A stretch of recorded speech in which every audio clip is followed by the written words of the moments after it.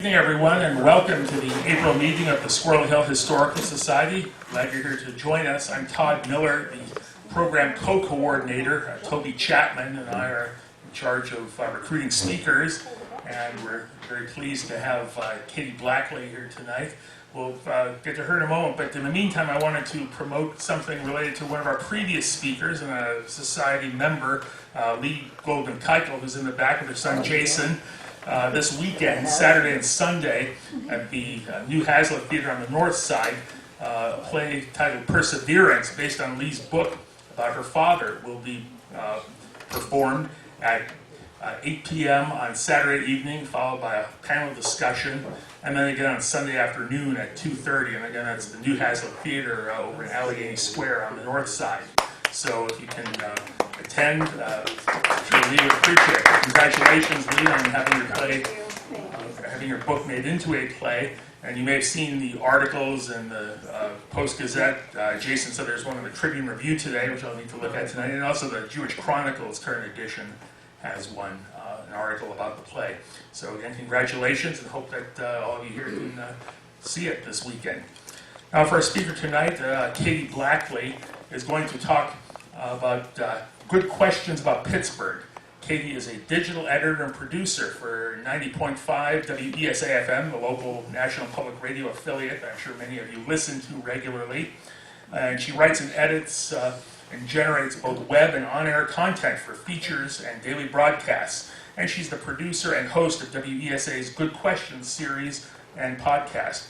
So tonight her presentation will be based on inquiries from listeners, and we'll focus on things related to the East End. So Katie, welcome, and thank you for being here.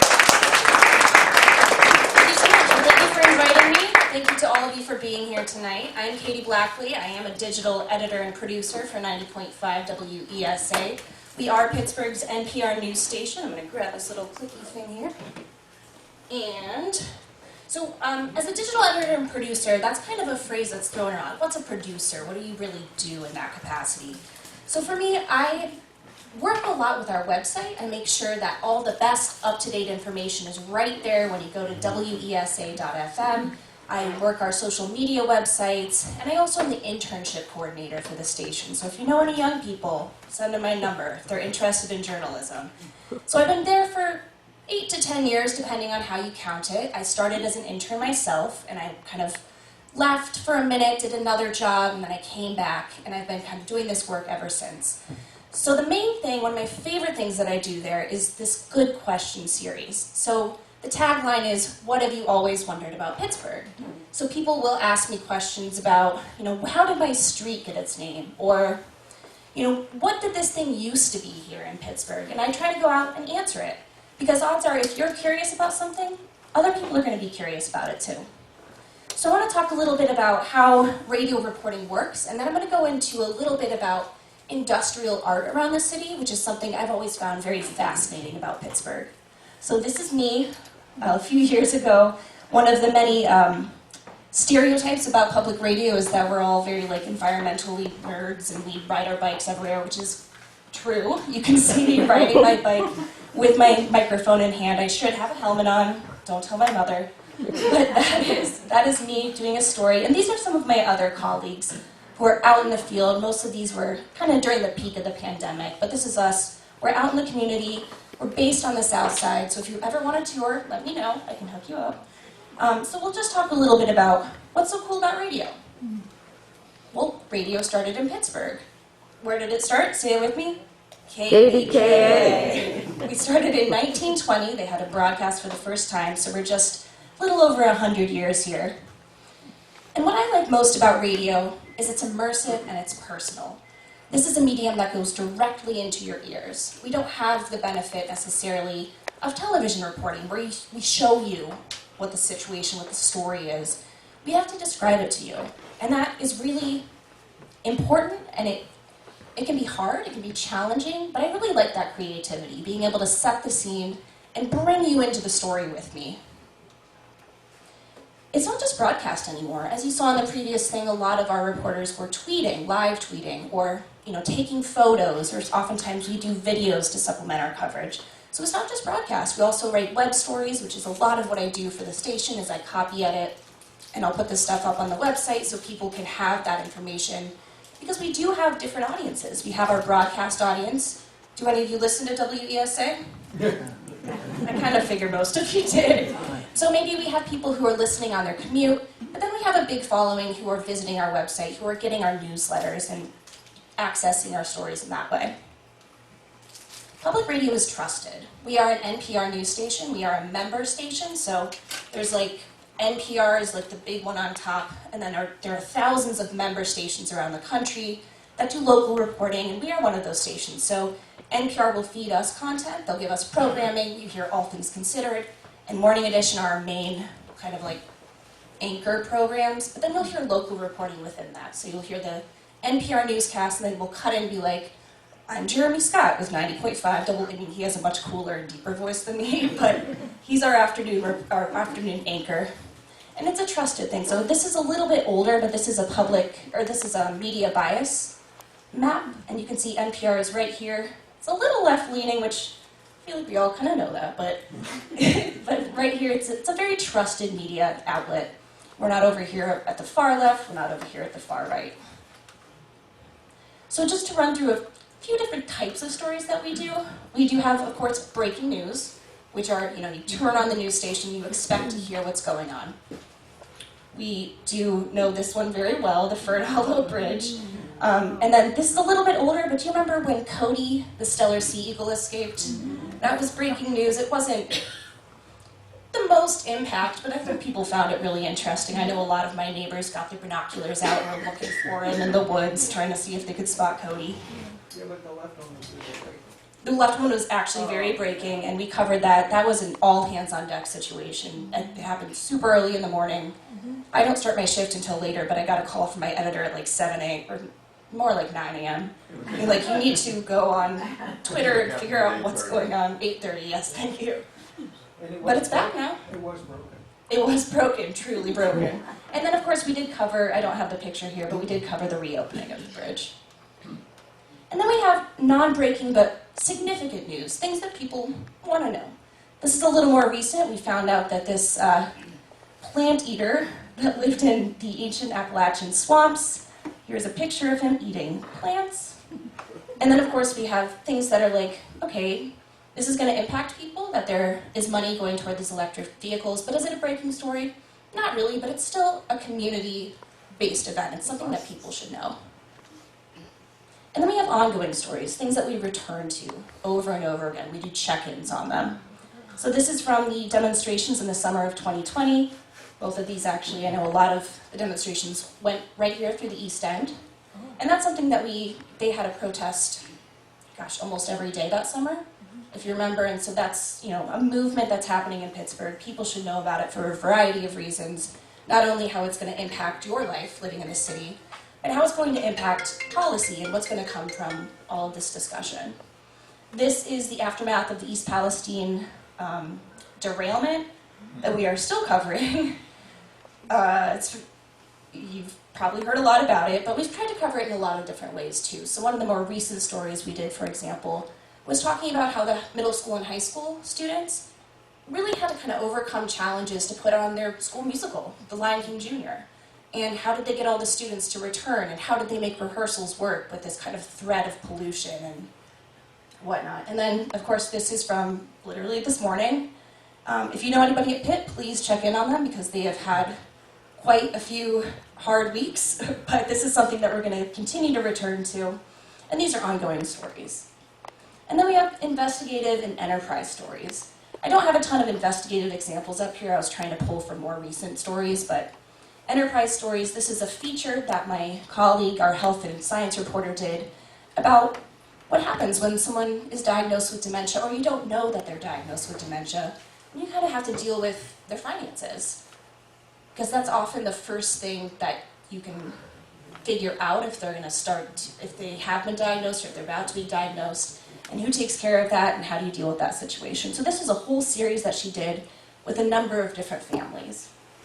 And then, if you're familiar with Ventos, this was the last day that they were open, and so one of our reporters went out there and talked to super fans of the place and just regular customers who are celebrating the grand history of this location. So how does a story get to air? Well, it starts with the idea. And like I mentioned, my series is based on listener questions, so my ideas pretty easily come to me because they literally email me and say, I have this question. So next I am going to formulate a pitch to my editor. So I have a direct editor, and I will come up to him and say, hey, this listener sent in this story. I did a little bit of research, and I think it's really worth doing. So here are the couple angles I'm thinking of taking. Here are a few people I'm considering speaking with.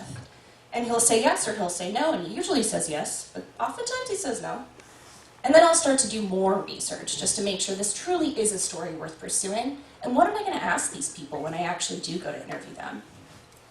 And then I interview them. So interviewing can be kind of a daunting thing for both parties. I know when I first started, I would get really nervous and I'd be like, all right, I'm going to write this script and I'm going to say, hi, I'm Katie, I'm with WESA, and I want to do this for you. Can you do this for me? And they'd be like, what? But you get a little bit more comfortable, you get a little bit more casual and realize the people telling you these stories, it's their story. They're the ones who know about this, and they are the only people who can give this information to you. So you learn to be a really good listener. You do a lot of nodding in public radio, because if you're a microphone, you're going to hear that yes, no, yes, oh yes. You just want to listen and have these people tell you their story. Sound is a really big thing in public radio. We're known for what we call features, which are longer stories. They have multiple voices. And we often try to start with setting a scene and having you jump into that story with us. So maybe I did a story on Frick Park. There are fire hydrants in Frick Park. And I started it off with like the sounds of leaves crunching, as if you're walking through Frick Park with me, noticing these different fire hydrants, so we can immerse you into that story. Sometimes you really have to reevaluate. You get to a certain point in the story, or a source tells you something, and you're just blown away, and you're like, oh, this is not the angle at all I expected. And that's really healthy, because you don't want to just have your stories be predictable. You want to learn something, and you want to make sure your audience learns something as well. Then you script. So we write for broadcast, we write for the ear, which is very different from when you're reading a story in the PG or a story in the Trib. We're writing so you as a listener, even if you're cooking dinner, even if you're trying to merge onto the parkway, you can be engaged with us. Your ear is going to be listening to what we are telling you. And it's very different. It's broadcast writing. It's a little more casual. We don't use super big language when we're talking on the air, because that's going to go right through the listener's ear. Then there's the editing process, which is super important. I won't go through too much of it, but you can imagine it's a back and forth with me and my editor. Should this word be this way? Should this sound be a little bit quieter at this point? And that's the editing process. And then we're producing. We primarily use audio software called Adobe Audition in a multi-track format, so we're layering different levels of sound onto each other. So the next thing I'm going to tell you about is some industrial art. So this presentation was kind of inspired by a story I did about slag sculptures along Route 51, and I'll play that story for you in a little bit. But the first one I have for you is given the very descriptive name of Untitled, and it's on the Fulton Theater, which is now the Byam Theater. It's by Richard Haas, who is a muralist who focuses mainly, his main thing is on this idea called, I'm not going to get, sorry if you speak French because I don't, but it's trompe l'oeil, which means kind of fool the eye. It's an optical illusion. It makes you feel like you're there. So it's a 3D mural on a 2D space. And this was created in 1993. It's right between 6th and 7th Avenues, like right on the riverfront, on the Allegheny. And you get a strong sense of depth. So you can see the cauldron going overhead, and you can see the steel converters steaming beside the mill windows. You can see the steel railings and the people standing there. And Richard Haas was actually a muralist. He did about 53 murals in the US and Germany. And he's known for this style, but he said this was one of the most complicated ones he had done. He had originally considered doing it on the Center City Towers on Smithfield Street, if you know where that is. Which, fun fact, is where I got my first radio job after college. I worked for KQV, 1410 AM, before they shut down a couple years ago. But he ended up doing it on the Byam. And he started doing murals in the 70s, typically in Soho in New York City, when they were really going through some rapid gentrification there. And he would put up these murals to kind of highlight, hey, like this building is really cool and historic, it should be saved. So I really like this piece because it's a talking piece for anybody who worked in a mill, whose family worked in a mill. You can walk by this and say, oh yeah, I recognize that scene, I can almost smell it because it's kind of coming out, you're walking right into it. And then over on the other side, you can see Allegheny, Monongahela, Ohio. Don't need to tell you what that's for. So the next piece we have, I do have notes, so I apologize if I have to come and look at them a little bit. This is called the Puddler. It was made in 1939 by the Harrington Carved Glass Company. As you can see, it's a puddler, which is a job in a mill, and it's an iron worker converting pig iron into wrought iron, like making a puddle with that ladle to remove the impurities. And this was a really tough job to be a puddler. It was really rough working conditions. The materials were super heavy. You had to have a lot of grit. And it really resonates with me because I'm not from Pittsburgh originally, but I think one of the reasons I fell in love with the city is its grit. These people love the work they do, they respect each other for the work they do, and we're all working together to make our community better. It's really best seen at night. It's 27 feet tall. It's you can kind of see it in the, it's above the GNC. Where is that, Kate? It's 306th Avenue, so the GNC Where headquarters. the GNC used to be, across from my bus stop. Six and Wood. Yeah. Yeah, 6 and Wood, 306 and Wood. I don't know if I... People weren't thrilled when the GNC sign went like right on it, but it is best seen at night because you can see the flickering. So this is a video I found somewhere. That used to be the press club. Yes, it used to be the press club. Yeah. And a puddler. So here's a historic picture of a puddler. They were actually involved in one of the earliest labor strikes amongst iron and steel workers. I believe it happened in 1949 to 1950. Puddlers were some of the main people who led that labor strike. So that's significant historically. And it was also a job that fathers would pass along to sons, and they were all men because, back in the day, but fathers would pass it along to sons. So I imagine, maybe if your grandfather, someone's grandfather or grandson was walking by this, you could talk about it and you could say, oh yeah, your great-grandfather was a puddler. They did this kind of work. I must have stopped. So, as you can see, this is, like I was mentioning, it's really best seen at night, which, despite it being made in 1939, really fits into kind of the theme of light in downtown. So as you might be familiar with kind of the history of specifically Liberty Avenue downtown, it was known as the red light district in kind of the 70s and 80s. People weren't too keen on going down there.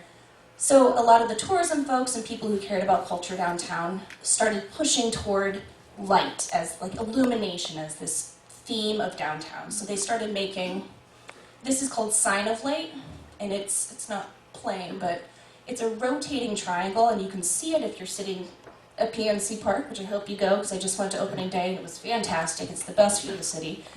But it's a light and it reflects, it doesn't really, it's just an art piece, but it's really beautiful, and it was made in the 90s, and it was part of this theme of light in downtown to not only illuminate downtown, but make people feel safer. Oh, there we go. There, now it's moving. A little bit. So that's in PNC Park.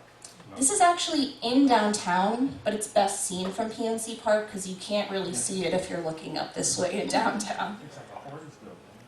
Yeah. What are we looking at? I'm not sure what. Oh, sorry. This right here. It's really That's small. across the river, across the Allegheny. It's across the Allegheny, yeah. If you're crossing the bridge, you can see it. It's called Sign of Light.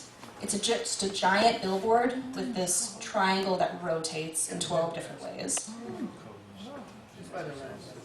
Yeah, it's by the Renaissance. So then this one is called Flow, and it's above the Wood Street T Station. It has these horizontal red lines that illuminate Liberty Avenue. Overall in downtown there are 50,000 LED lights amongst all of these different public art structures.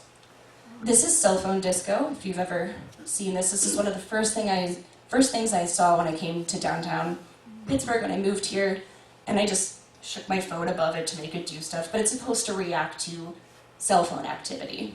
And where's this one? And this is in Tito and Exchange Way. It's in one of the alleys. They put a lot of these in alleys to make people feel a little bit more Is that a safe. dimling sign on the left? Yeah. Yeah. Yeah. Is that what that says? The alley by That I I-12, remember. going from Penn to Liberty. Yeah, Tito and Exchange, yeah. Tito was probably named after Tito Capobianco, the director of the opera. Oh, I did not know that, thank I you. would guess. Well, I saw that sign the other day, and I was thinking that that must have been named fairly recently for him. Makes sense to me. This is 168 light bulbs. It's right above the Wood Street Galleries, also at the T Station. And these are just different examples of lighting in downtown. This is Garrison Place Alley, best seen also at night. Big place, every time I walk by it, there are students taking pictures and taking selfies because it looks really cool in the evening. This lighting display was actually on the Rachel Carson Bridge for a while, and then they moved it over here. So the next one is the sculpture of Andrew Carnegie, who I know you all know quite well. It was by John Massey Rhind, who was a Scottish architect and really preferred by Carnegie. He had him do all the sculptures here that you can see in front of the Carnegie Museum of Natural History and Art, or the music hall and art part. That's where this is. It's in that big like wooden or marble foyer when you walk into any of the shows there. Also, Carnegie was pretty short, which I didn't realize. He was like 5'3" or 5'4", so he's just sitting way up there. But John Massey Rhind did all of these other sculptures. Here he is again. It is actually the only full-size sculpture of Andrew Carnegie in the city of Pittsburgh. There is a bas-relief of him in Midtown Towers, right here. But this is the only one of him, and you know he's known for a lot. He gave a lot of money to the library system here, of course. His name's on a lot of things, and he was toward the end of his life, as I'm sure you know, wanted to make things accessible, even free, but you can't see this guy for free. He's locked inside this room, so you have to go to one of the shows or be there for some special event. Looks taller. And in 2010, I don't know if you remember this, there was an inflatable Andrew Carnegie that floated down the rivers. I remember the duck. As part of an art project. I never saw It was 3 years before. This is actually the 10-year anniversary of the duck. 10 yeyears ago. I remember that because the buckos went over 500 that summer. For the first time in a long time. Not straining your brain too much to remember that. That's right. That So I wasn't- actually moved here in 2010, so I don't remember this, but it looks cool and or terrifying. It wasn't publicized like Yeah. it wasn't. I don't think. This, nobody knew about it. That's no one. So it's been a while. I'm not sure how long it was there, but and as you know, like Andrew Carnegie, his name is on everything, but he does have a kind of complicated relationship with this region for his role in the Johnstown flood, the Homestead strike, some of his other more controversial issues. And just while I have you here, I did a story that I can send along to you folks later if you'd like, about the pronunciation of Carnegie versus Carnegie. I'm not sure if anyone's spoken about this yet, but just very briefly, I did go to the borough of Carnegie, where they say Carnegie, and they were very generous. They said, you know, we do say Carnegie, but if someone says Carnegie, it's okay. But when I first started doing this story, because someone had asked as part of the Good Questions series, I would just call everywhere that had the word Carnegie in it to be like, how are they saying it? How are they saying it? Everywhere outside of Pittsburgh said Carnegie. Carnegie is the way he would have said it, as you know, he was Scottish, but the emphasis on that second syllable really only stayed here in our weird little dialect region of Western Pennsylvania. We kept it because 3-syllable words, especially with C's, character, carousel, the emphasis is always on the first one. So everywhere else kind of Americanized his name, but we kept it Carnegie. All right. This is a little, if you ever go to the Carnegie Historical Society, they have a great little like miniature display railroad type of thing, so this is part of that. Next we have the two Andys, by Tom Osser and Sarah Zeffro.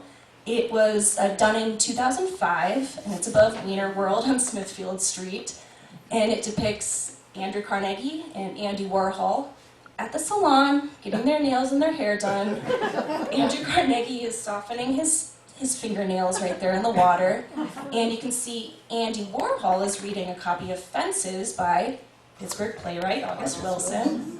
But it doesn't take itself too seriously, and I don't know if anything above Wiener World could really take itself too seriously. You know, Wiener World is closing. It is closing, but I think the sign is still up there. I hope so, and I hope they don't build I up. hope they keep the sign, honestly. Like, I don't know. I like when they keep those iconic signs. But both of them, I mean, we talked about Andrew Carnegie obviously has a tie to industrialism and manufacturing, and Andy Warhol, he's a pop artist, but his father was a coal miner, and he named his art space the Factory, and it had a very industrial, open design. And he grew up on the north side. So this is Mythic Source in Piazza Lavaro. And stay with me, because it's a little confusing. So it was done by Ned Smythe in 1984. It was commissioned by the Heinz family, the Heinz company, but it's owned by the Carnegie Museum of Art. The top part, and you'll see this a little bit, this part originally, and I took this like literally over the weekend, so this is not from 1984. The top part is Piazza Lavaro, and the lower part is Mythic Source. But they moved it a little bit in 2006 and kind of combined it because it wasn't in great shape. So you'll see different elements of it as I talk And through. where is that? This is on the North Shore. This is in a part called Allegheny Landing. So it's like Isabella Street. Yeah, Isabella Street, like you're almost at PNC Park, but not really.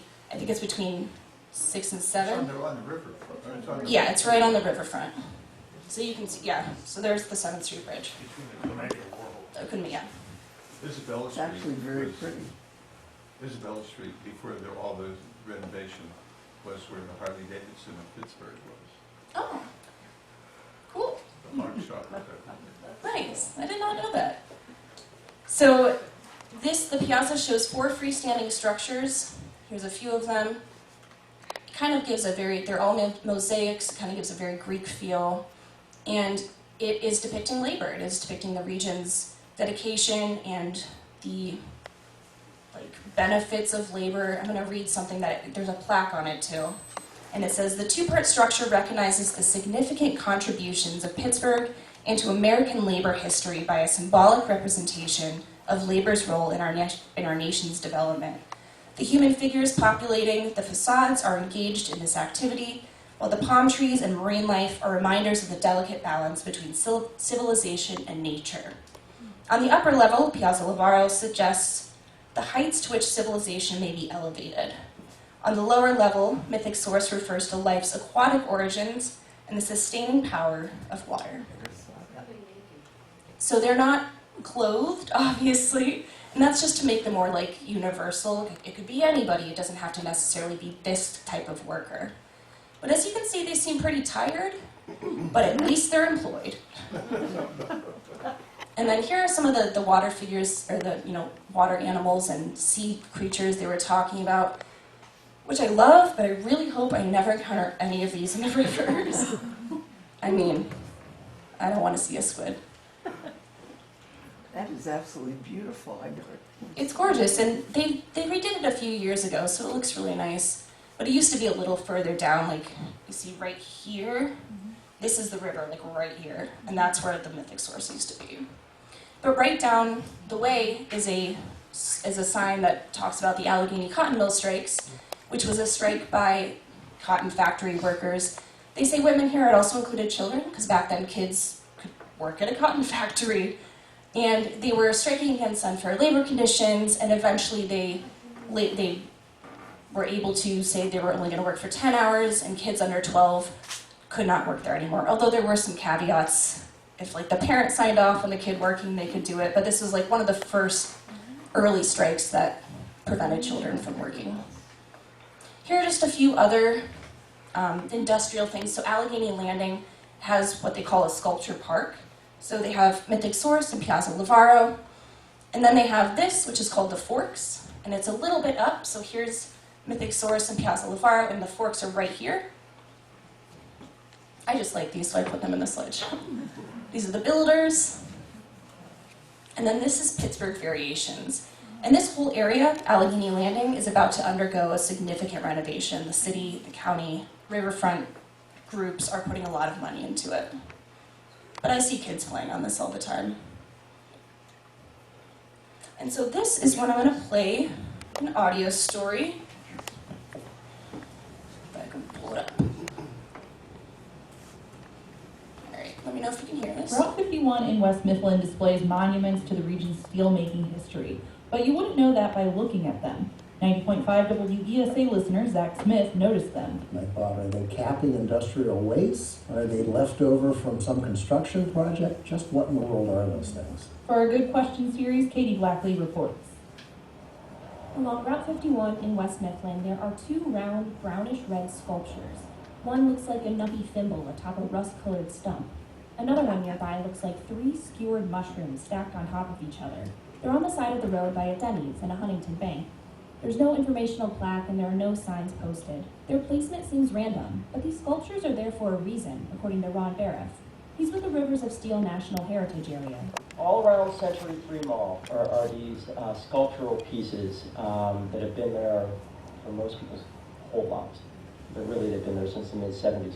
Bariff says that's when West Mifflin started changing into a commercial hub. Those sculptures aren't really sculptures. They're tools of the steel industry, a slag pot, reamer, and buttons. They were used back when the region was a manufacturing hub to move a material called slag. Really what it is all the leftover waste when you're making iron. So it is silica, it's magnesium, it's phosphorus, and then it's limestone. Slag has traditionally been used for fill at construction sites, but Bariff says there was a time when trains would load up with slag at one of Pittsburgh's steel mills along the river, travel out to West Mifflin, and dump it. It's really rivers of molten slag running down a hill. It's pretty exciting stuff. People would gather as trains lined up at the top of the hill behind what's now Century 3 Mall, and watch the slag pots flip over and pour out the orange and red goop. You did it with the family. You did it when you were on a date.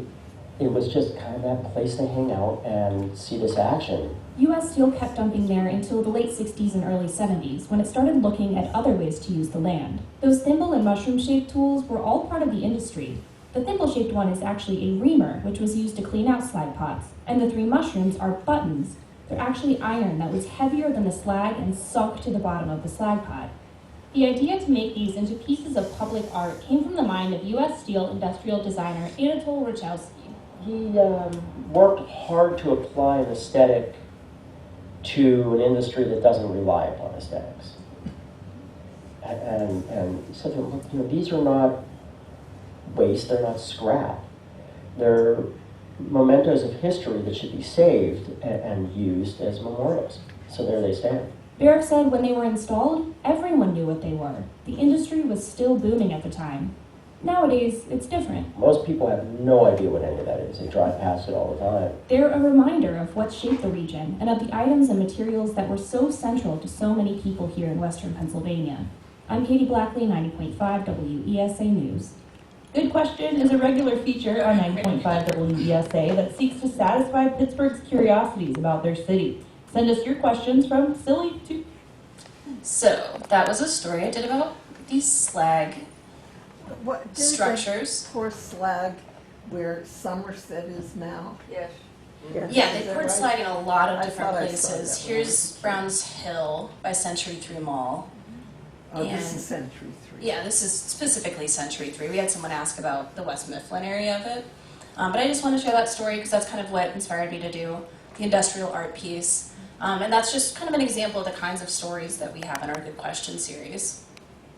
And I know Ron actually came here a couple of years ago and talked about Carrie Furnaces, I believe, which is a great place to visit if you've never been, but They did. I'm sure most of you have.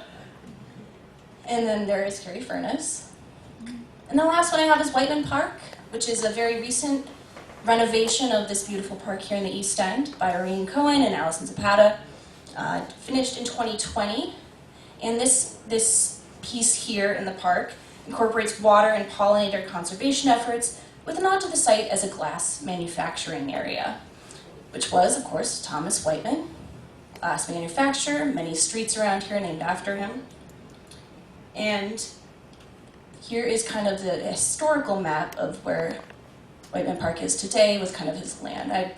One of my favorite resources in the city, if you've never been to these historic Pittsburgh websites, they have all of these plat maps that you can see. I've used it a lot with my own house to see who used to live there, what this place used to be. And then here are just a few of my other favorite places in the city. I didn't do a deep dive on them, but this is over in Troy Hill. It's a mosaic that welcomes you to that neighborhood. Features a lot of the history of this place, including this fountain here, this natural spring, and I know there's a natural spring in the East End too. Where's that? This is Troy Hill. Georgetown, it's just at the. I think that's Spring Hill, actually. Or Spring Hill, I'm sorry. Yeah. Spring Hill, yeah. The spring, yes, the natural spring. And then here's the Moxo Venka murals, just a few of them. This is over on the south side. More of the south side. Katie, I just wanted to say that our president, Jim Hammond's daughter, worked on the South Side sculptures. Oh, very cool. That's incredible. They're one of my favorite things in the city. And then here's a little bit more Carrie Furnisters. And then here's my dog Archie with questions. And that's all I have.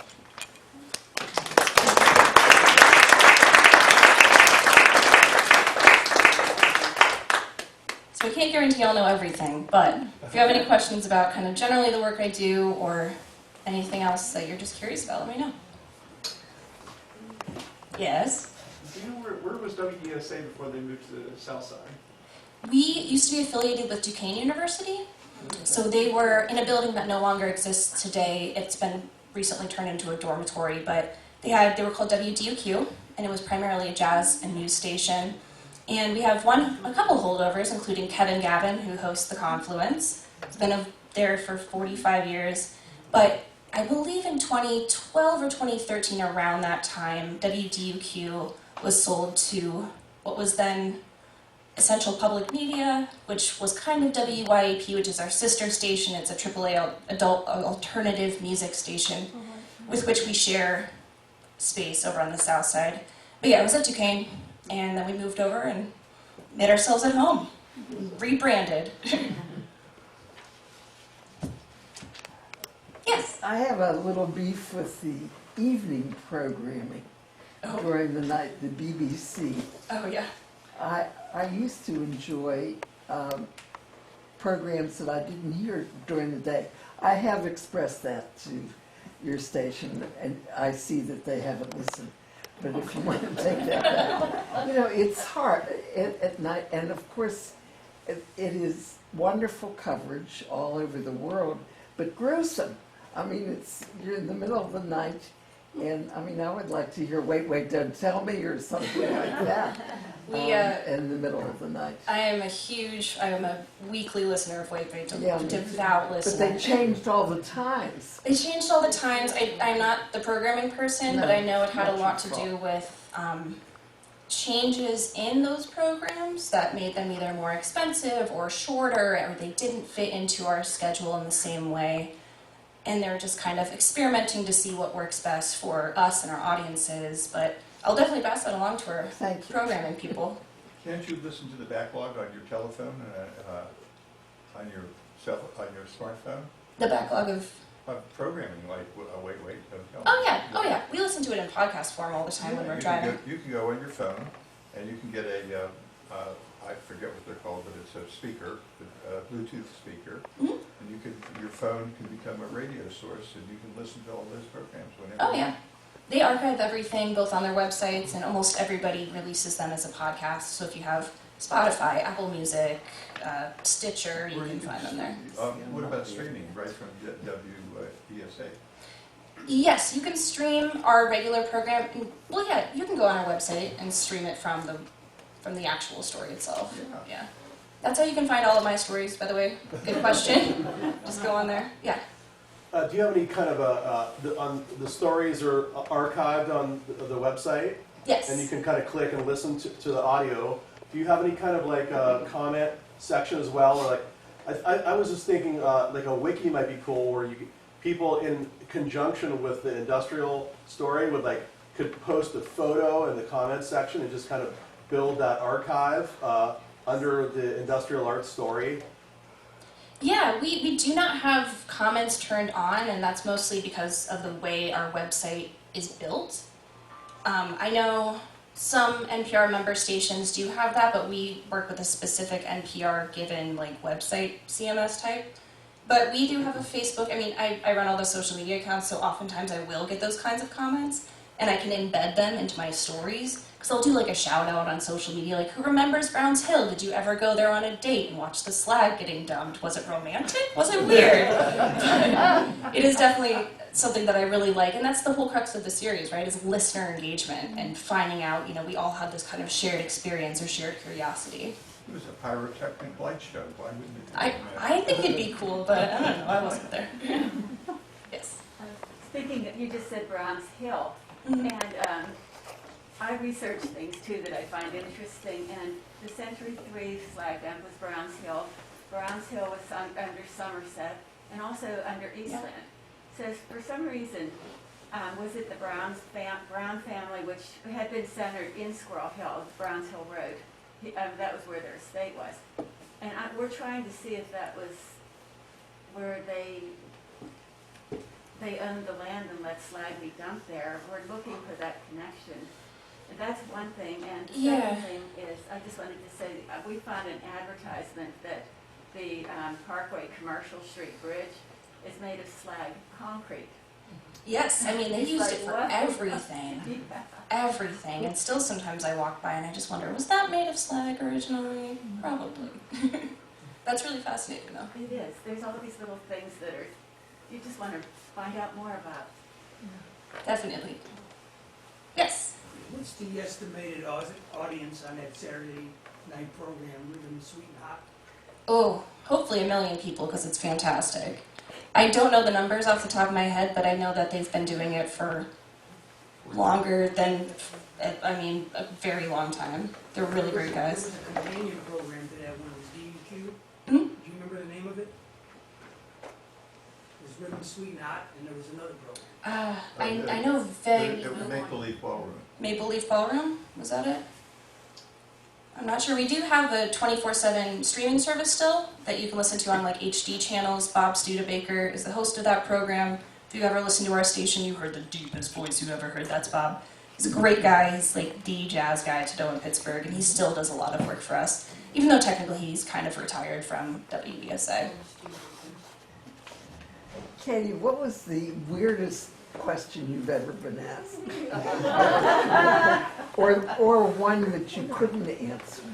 Somebody once asked me, how much does the city of Pittsburgh weigh? And I looked into it. I talked to a structural engineer, civil engineer, and they said, you could figure this out.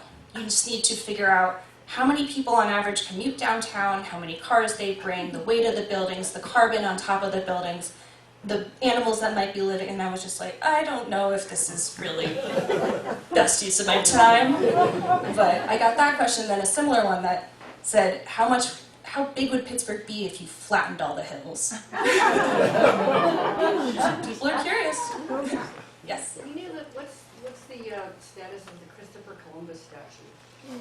Oh. Because last time I was there was actually a plaque, Phipps Conservatory said, we are in no way affiliated with Mm-hmm. and there's a lot of controversy about the history. So they just restructured the Art Commission. It was formerly called the Art Commission. Now it's the Art and Civic Design Commission or something like that. And it got a bunch of new members. Our colleague, our arts and culture reporter, Bill O'Driscoll, is best equipped to answer that, and I don't remember off the top of my head, but he did recently do a story about that. So I'll figure that out and I'll send it to these folks and get an answer for you.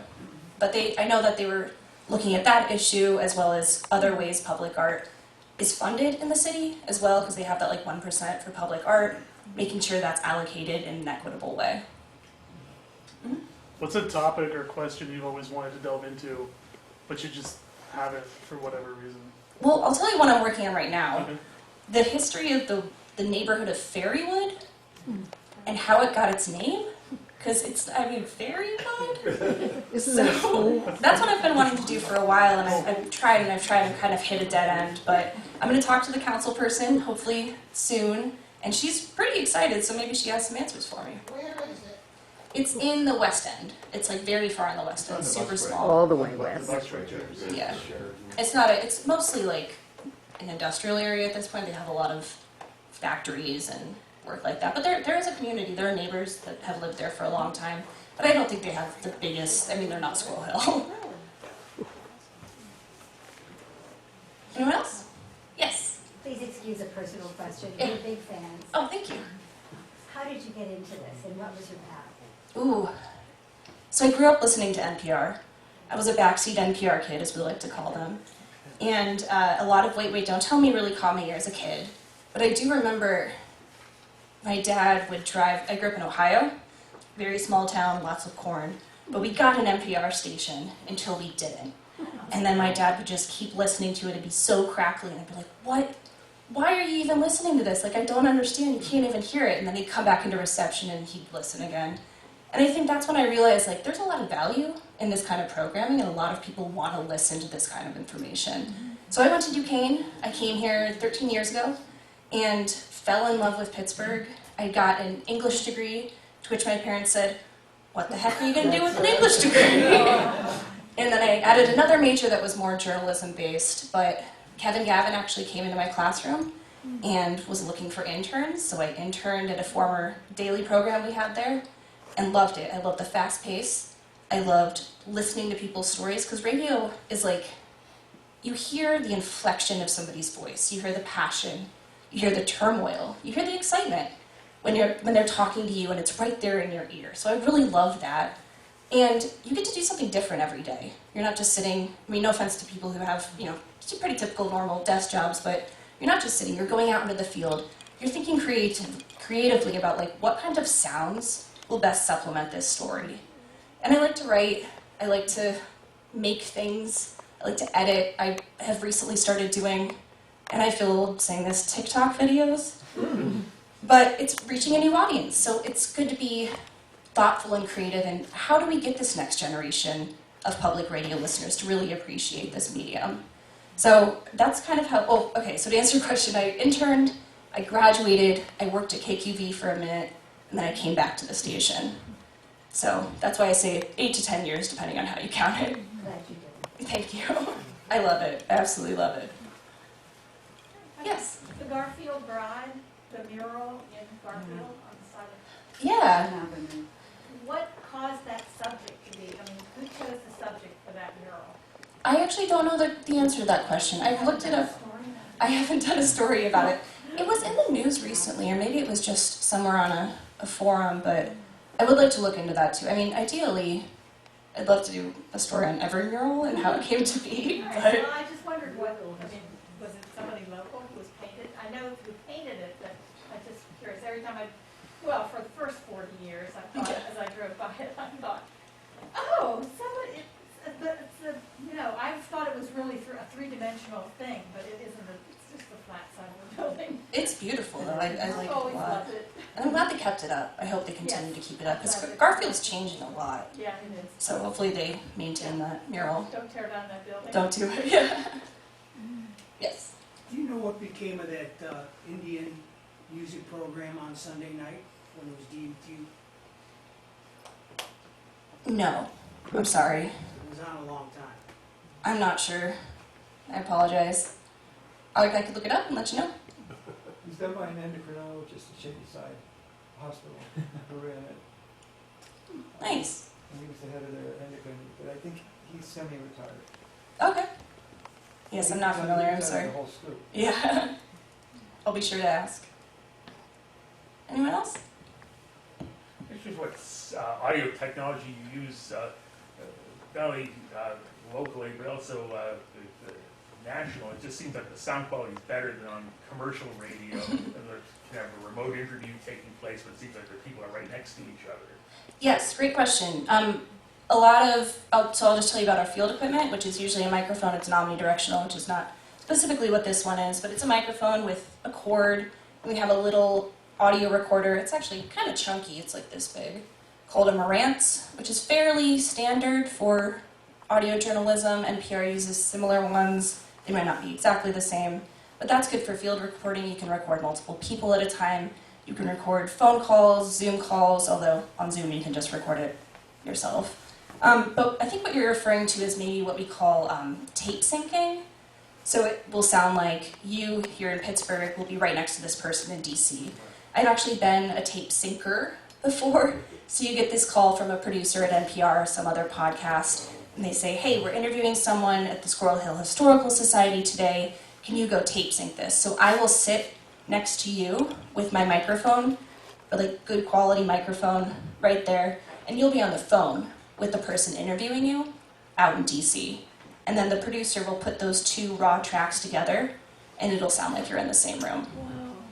So that's the secret, don't tell anybody, but that's how we make it sound like that. And then of course we do have studios which have high quality, sound booths, and we just recently redid our sound booths in the South Side, so they're looking good. It's labor intensive though if you need someone at both ends of the conversation. It is, I don't know, I produced a different podcast for a long time, and you get pretty used to the flow of just, you can tell when someone's starting to go off, and then when the next question comes in, but that's one of the ways I really enjoy doing it. Do you have any thoughts about why Pittsburgh doesn't have a metro? Oh, I wish. Have you ever seen those ideal Pittsburgh T-line or light rail lines? They're beautiful. Yes, so I'm not going to get all the details right, but there was a thought when they were doing the East Busway and the West Busway, and the trolleys were gone and the streetcars were gone. They kept this light rail line, and they had considered putting it other places, but they didn't. And it was funding, and it was politics at the time. And rubber tires were cheaper, even though I don't think they look as cool as trolleys or streetcars. But I would love for them to take over that right-of-way that goes along Route 28 and make that into a light rail, because I think people would use it. I mean, people commute that way all the time, but I don't do city planning, so. Thanks. Yeah. Well, there were lines to McKeesport as late as the 80s, I think. It was a train, a regular track, and it wasn't used. And there was a line out to Beaver, I think, also. Yeah, the usage just wasn't there. Yeah. People love cars. People wanted their own vehicles. Right. That could be changing. I think it'd be great. And those lines are still there too. Wasn't there a monorail at one point, or an idea for monorail in Pittsburgh? Skybus. Oh, Skybus. Ooh.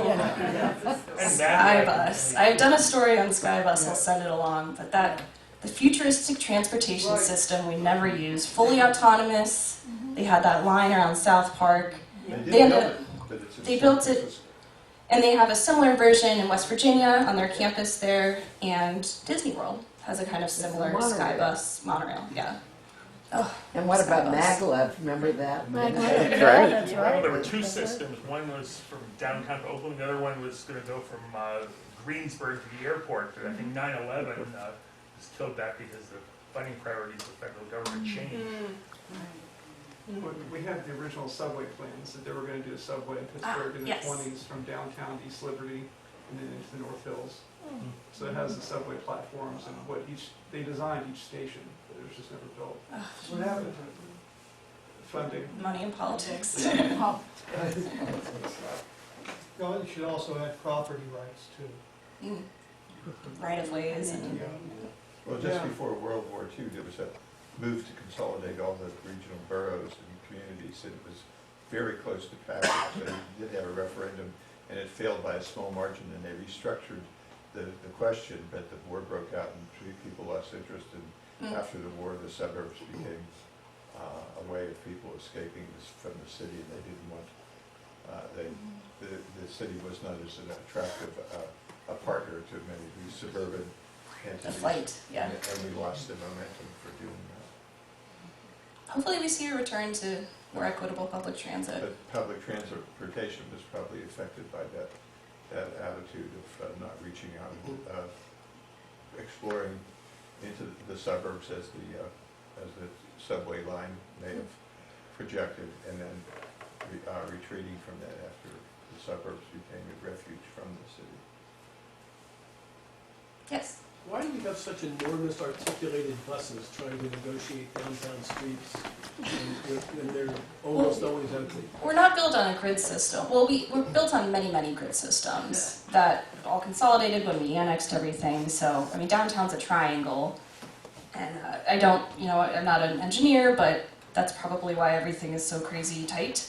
I just had, I was at Easter, and my family friend that was in Pittsburgh, and he was like, he was working here temporarily. He's like, I don't know how you do it with those hills and valleys and tight, narrow streets. And I was like, it's an acquired skill. But the question is, why do you then put these enormous articulated buses on that given tight geometry? I'll have to ask Pittsburgh Regional Transit. Well, maybe I'm asking you to investigate. Okay. Do you ever ride buses?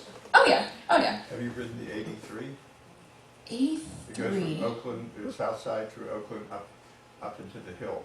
I used to live in the slopes, so probably It's incredible. at some point. It's an unbelievable. It's like riding through a Douglas Cooper painting.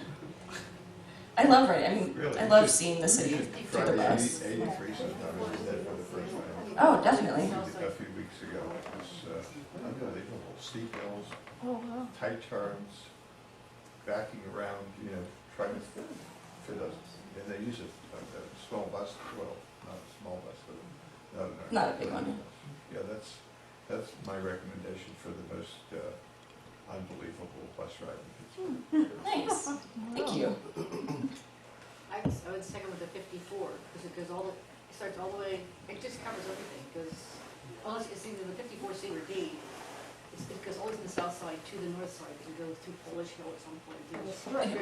In the strip, yeah. D goes up into the, I guess because of Dobson's. And Shady Side. We live on the north side, so The we've... D goes through Polish Hill, the C doesn't. Yes. Just when you mentioned grid system, once I tracked the grid from downtown all the way to East Liberty along the Allegheny, and it does like first, second, third, fourth, fifth, all the way up to 60 something. But the interesting thing is it also continues that same grid in Squirrel Hill, except Forbes and Shady. If you look at the street signs, it goes from 5,800 to 6,300. It's like Shady. All those blocks are missing because they had to follow the grid. And there's the hill, Medley Avenue. It's the Mercator map. That was one of the questions I got, and I had to look into it. Oh, yeah. So, but there's a grid when they can keep the grid, they do, because it's easier for the mail carriers.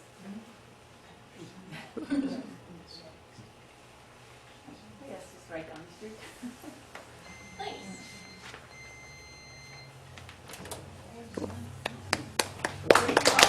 Thank you very much. Thank you, Katie.